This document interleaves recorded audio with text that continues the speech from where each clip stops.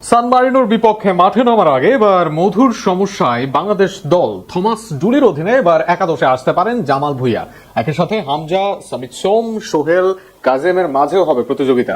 সব মিলিয়ে প্রশ্ন, মিডে কাকে রেখে কাকে খেলাবেন বাংলাদেশ কোচ, সে আলোচনা নিয়েই থাকছে প্রতিবেদন।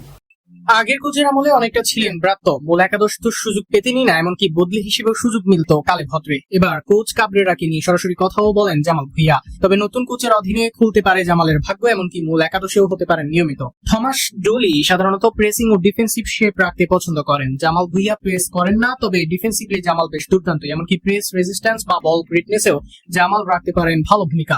লং বল দেয়া বা অ্যাঙ্করম্যানের রোলটাও পালন করতে পারেন তিনি। দলি 4-2-3-1 ফরমেশনে খেলতে পছন্দ করেন। নিঃসন্দেহে জামালের সাথে যে নামটা থাকবে সেটা হবেন হামজা চৌধুরী। বক্স টু বক্সে বাংলাদেশের ভরসা হবেন হামজা। বাংলাদেশের হয়ে হামজা কতটা আশীর্বাদ এসে দিচ্ছেন সেটা জানা সবারই। তবে এর বাইরে জামালের উপস্থিতি হামজাকে আক্রমণে উঠতে দেবে আরো স্বাধীনতা। ফলে ডিফেন্সিভ মিডে খেললেও অ্যাটাকে ভূমিকা রাখতে পারবেন হামজা। যদি জামাল না খেলেন তবে তার জায়গায় অপশন হবেন সোহেল রানা। প্রেসিং এ সোহেল রানা জামালের চেয়ে এগিয়ে থাকবেন, তবে বল পায়ে সোহেল রানা দক্ষ নয়, যেটা অনেক ক্ষেত্রে দলের বিপদের কারণ হতে পারে, কেননা প্রতিপক্ষ কাউন্টারে আক্রমণ করতে পারে, এছাড়া দলের বিল্ড আপ হতে পারে ব্যাহত। আবার অ্যাটাকিং মিডে দুই অপশন থাকবে বাংলাদেশ কোচের সামনে। যদি সামিত সোম সুযোগ পান তবে তিনি আক্রমণে বেশি ভূমিকা রাখবেন, কেননা ক্রিয়েটিভিটি, পাসিং বা রান মেকে দারুণ কানাডা লিগে খেলায় মিডফিল্ডার। অপরদিকে প্রবাসী কাজেম শাহ গিয়ে তার হার্ড ওয়ার্কিং বৈশিষ্ট্য এর জন্য, যেখানে বল হারালে তার প্রেসিং কাজে দিতে পারে কোচের জন্য। তবে যেহেতু প্রতিপক্ষ সান মারিনো, দল খেলবে আক্রমণাত্মক ফুটবল, তাই সামিত এগিয়ে থাকবে কাজেমের চেয়ে।